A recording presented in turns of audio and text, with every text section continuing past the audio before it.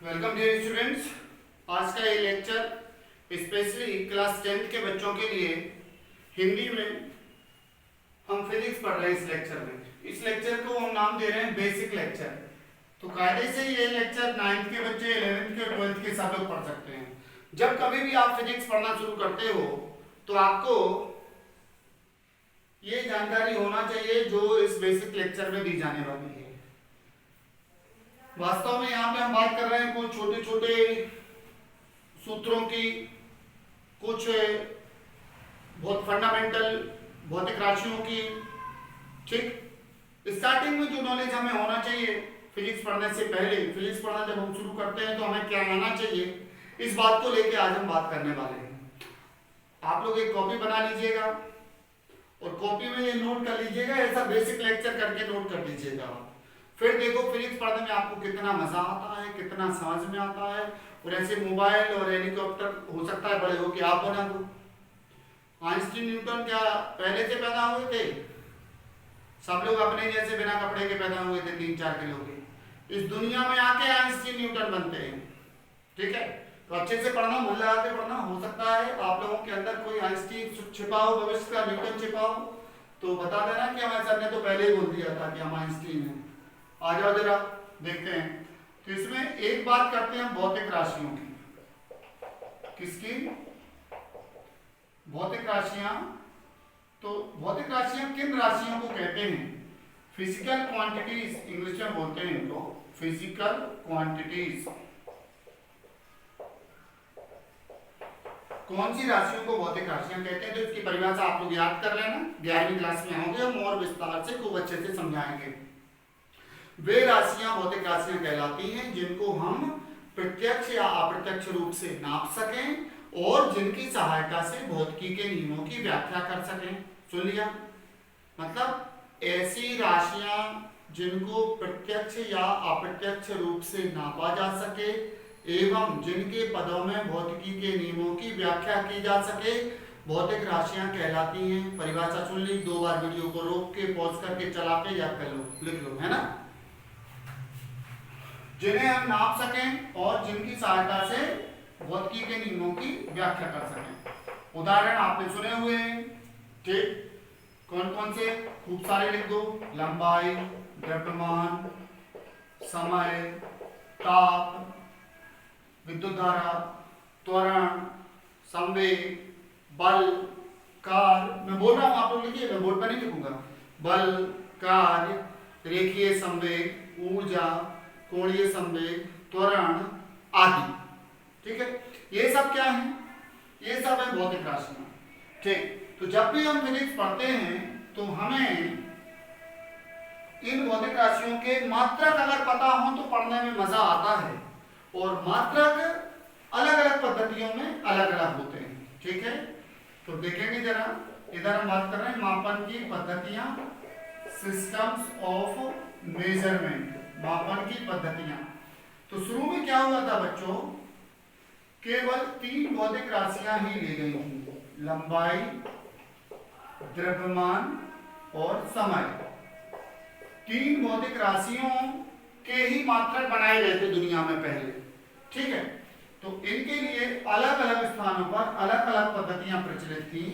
आइए देखते हैं कैसी पद्धतियां कहां कहां प्रचलित थी। देखो जरा, तो शुरू में 3 भौतिक राशियों को नापा गया, केवल लंबाई को, द्रव्यमान को और समय को, लेंथ, मास और टाइम को। आइएगा जरा देखते हैं। भौतिक राशि शुरू में कितनी ली गई थी? केवल 3 राशियां ली गई थी।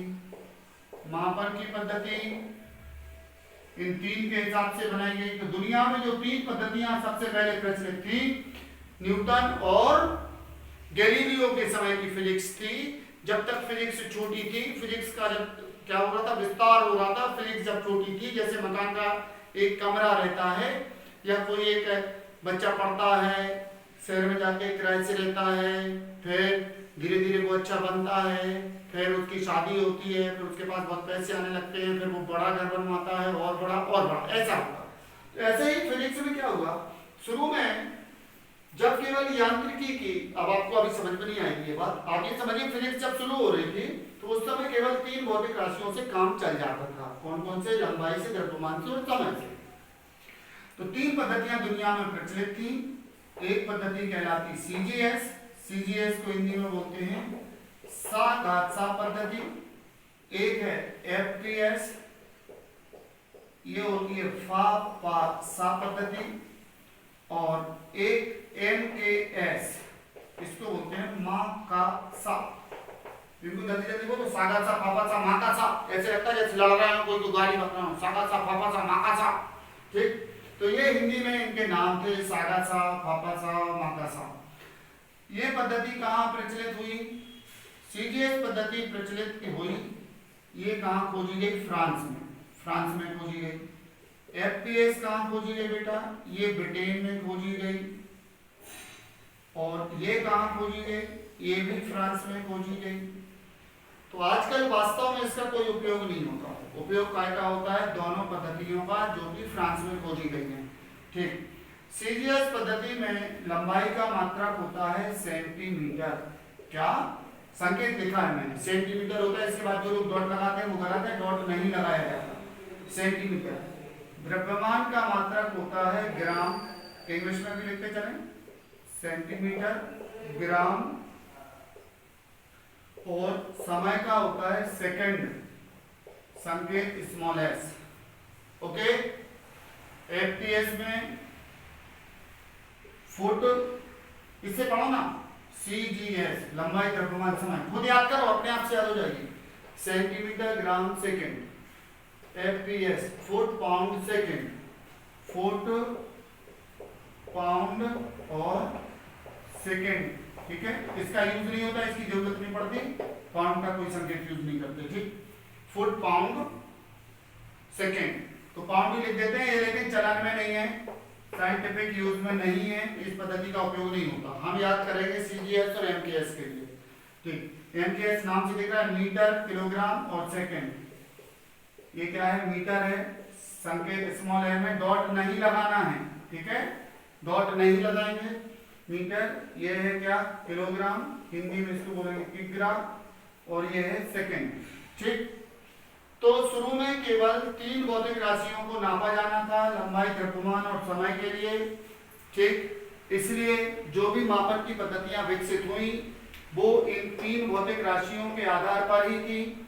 और उनके नाम क्या क्या थे? CGS, FPS, MKS. याद कर लोगे नहीं कर लोगे? हेलो बच्चों, याद कर लोगे इसको कि नहीं कर लोगे? कर लेंगे सब लोग, पक्का कर लेंगे। चलिए, फिर जब भौतिकी बड़ी हुई, फिजिक्स जब बड़ी हुई, है ना, शादी ब्याह हो गए, है ना, बच्चे हो गए, है ना, मम्मी पापा साथ में रह गए, 3-4 भाइयों की भी शादियां हो गई, तो अब 1-2 कमरे से काम नहीं चल रहा, अब बड़ा घर चाहिए। तो ऐसे ही फिजिक्स में तीन भौतिक राशियों से काम नहीं चला, इसके लिए 3 को बढ़ाकर कितना कर दिया गया? 7 कर दिया गया। और मापन की इन पद्धतियों से काम नहीं चला, एक बड़ी पद्धति बनाई गई, वो कहा फ्रांस की थी, वो कहा ब्रिटेन की थी। ऐसा नहीं होगा, ऐसी पद्धति बनाओ जो पूरी दुनिया की हो, पूरे 250-300 देशों में लगे जो पद्धति। 250 से ज्यादा देश हैं, पूरी धरती पे जो पद्धति लगे, ऐसी पद्धति की जरूरत थी। तो एक मापन की फिर आई अंतरराष्ट्रीय पद्धति, मापन की अंतरराष्ट्रीय पद्धति, international system of units, SI पद्धति, ठीक है, इसका नाम है एसआई पद्धति। एसआई पद्धति में 7 भौतिक राशियां, लेकिन बढ़ा दिया गया भौतिक राशियों को। क्या कर दिया गया? अभी 3 थी ना, अब 3 से बढ़ा दिया गया। बोर्ड पर देखते रहेंगे, हम सब आपको इतने प्यार से समझा रहे हैं, कितने प्यार से, आप कमेंट में लिख के बताना हमने कितने प्यार से समझाया है ना। लिख के बताओगे यूट्यूब पे कमेंट पे कि नहीं बताओगे? बताओगे, है ना, सब लोग बताएंगे, वो तो बता नहीं। हाँ, क्रमांक लिया, यहां पर हम ले रहे हैं भौतिक राशि, भौतिक राशि, इसको वास्तव में बोलते हैं मूल भौतिक राशि। लेकिन मूल अगर आपको अभी नहीं पता, 9th-10th में कोई दिक्कत नहीं, 11वीं में सीखोगे मूल भौतिक राशि। और फिर इसका रहेगा मात्रक, और उस मात्रक का होगा संकेत। इस सिस्टम को आपने याद कर लिया तो फिजिक्स से समझने के लिए आपने जरूरी तैयारी कर ली। फिर फिजिक्स समझ में आती है, बड़ाबड़ समझ में आती है, फटाफट समझ में आती है, पड़ापड़ समझ में आती है। ठीक है, आ जाओ जरा, आजा बच्चों, आजा बच्चों, आजा बच्चों। फिर भी नहीं लैंग्वेज पूरा कैटेगराइज हो गया। हाँ, एक भौतिक राशि लंबाई, एक भौतिक राशि द्रव्यमान, एक भौतिक राशि समय, एक भौतिक राशि ताप, एक भौतिक राशि विद्युत धारा, एक भौतिक राशि पदार्थ की मात्रा, ज्योति तीव्रता पहले लिखते हैं, पदार्थ की मात्रा बाद में, ठीक है। एक भौतिक राशि ज्योति तीव्रता, एक भौतिक राशि पदार्थ की मात्रा, ठीक है। अंग्रेजी बता दें इनकी, चलो इंग्लिश में लिख लो, बड़े होकर इससे अच्छे राजा बेटा बनो। लेंथ, द्रव्यमान को मास बोलते हैं, समय को टाइम बोलते हैं, ताप को टेम्परेचर बोलते हैं। क्या बोलते हैं बच्चों? टेम्परेचर बोलते हैं। विद्युत धारा को इलेक्ट्रिक करंट, यहां लिख दे इंग्लिश में, क्या लिख दे चलेगा, इलेक्ट्रिक करंट विद्युत धारा को बोलते हैं। ज्योति तीव्रता को बोलते हैं ल्यूमिनस इंटेंसिटी। इसकी अंग्रेजी यहां लिख दे रहे हैं, बड़ा शब्द है ल्यूमिनस इंटेंसिटी, लिख लेना आप लोग, कॉपी में अच्छे से बनाते हैं ना। विद्युत धारा को करंट, इलेक्ट्रिक करंट, इसको ल्यूमिनस इंटेंसिटी, पदार्थ की मात्रा को amount of substance, amount of substance, SUBSTANCE लो। मात्रक, इसका मात्रक मीटर, इसका मात्रक किलोग्राम, इसका मात्रक सेकेंड, इसका मात्रक केल्विन, इसका मात्रक एम्पियर, इसका मात्रक कैंडेला, कैंडेला या कैंडेला भी बोलते हैं कई लोग इसको, है ना। इसका मात्रक मोल, ठीक। मीटर को इंग्लिश में लिखेंगे तो METRE, स्मॉल लेटर से लिखना है, कैपिटल नहीं लिख देना, गलती नहीं करना। किलोग्राम में भी K छोटा, सेकंड में S छोटा, इंग्लिश भी बता रहे हैं। केल्विन में वैज्ञानिक के नाम पर है, फिर भी K छोटा। एम्पियर वैज्ञानिक के नाम पर है, फिर भी A छोटा। Candela CANDELA, candela. फिर मोल, MOLE, मोल, ओके। संकेत देखिए, मीटर का संकेत स्मॉल m, किलोग्राम का स्मॉल kg, सेकंड का स्मॉल s, केल्विन का कैपिटल K, एम्पियर का कैपिटल A। जो भौतिक राशियां, जिन भौतिक राशियों के मात्रक वैज्ञानिकों के नाम पर होते हैं, उनके संकेत कैपिटल लेटर में होते हैं, ठीक है। तो केल्विन कैपिटल होगा, एम्पियर कैपिटल होगा, और पूरा लेके लिखेंगे तब उसको भी छोटा ही लिखेंगे, ठीक है। कैंडेला ये CD, मोल MOL, क्लियर। चलो अब इसमें फिर से क्रमांक, सीरियल नंबर, दो चीजें और बता रहे हैं, 11वीं के हिसाब का बता दे रहा, अभी 10वीं में सीख लो, है ना। पूरक मूल राशियां दो और होती हैं, 11वीं का भी सीख लो, 11वीं में मजा आएगा। सप्लीमेंट्री फिजिकल क्वांटिटीज दो और होती हैं, एक होता है कोण, या इसको बोलते हैं समतल कोण। कौन सा कोण? समतल कोण। दूसरा होता है घन कोण, इसका एक और नाम होता है ठोस कोण भी बोलते हैं, घन कोण या ठोस कोण। इसका मात्रक होता है रेडियन, रेडियन RADIAN, रेडियन। संकेत होता है RAD, ओके, समझ में आया सबको। ये होता है स्टेरेडियन, स्टेरेडियन। आप इधर जगह नहीं बची ज्यादा तो SR लिख दे रहे हैं इंग्लिश, स्टेरेडियन की STE जोड़ दो, रेडियन जी लिखा रहने दो। फिजिकल क्वांटिटी, मात्रक को इंग्लिश में बोलते हैं यूनिट, संकेत को इंग्लिश में बोलते हैं सिंबल, ठीक है। हाँ बच्चों, तो ये ऐसा ही पद्धति आप जिंदगी के लिए याद कर लो, ठीक। ये आप याद करो, फिर देखो आपको कितना मजा आता है फिजिक्स पढ़ने में, कितना ज्यादा समझ में आता है ना, एकदम आपको मजा आ जाएगा। ठीक, तो मापन की जो एसआई पद्धति है, एसआई पद्धति के लिए आप पूरा याद कर लोगे, अच्छे से कॉपी बना लोगे।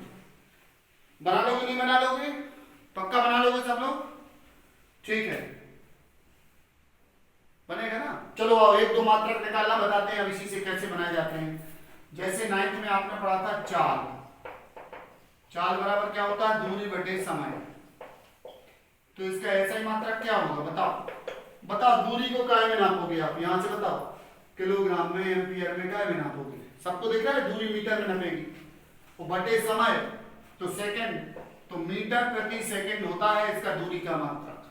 कुछ और मात्रक निकालना है, दूरी का नहीं सॉरी, चाल का मात्रक मीटर प्रति सेकंड होता है। ठीक, और पद्धति में निकालना है तो किलोमीटर, मीटर की जगह क्या लिख लो?